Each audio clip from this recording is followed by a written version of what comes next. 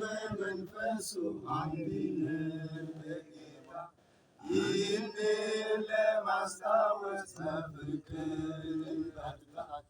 አንድነታችን አሕዛብ ያያሉ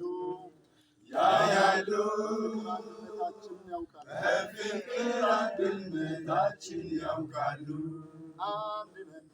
አንድነን በመንፈሱ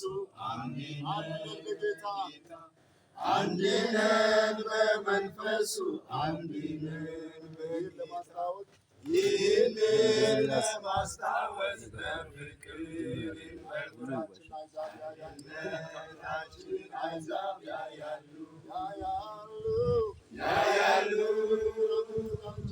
በፍቅር አንድነታችን ያውቃሉ።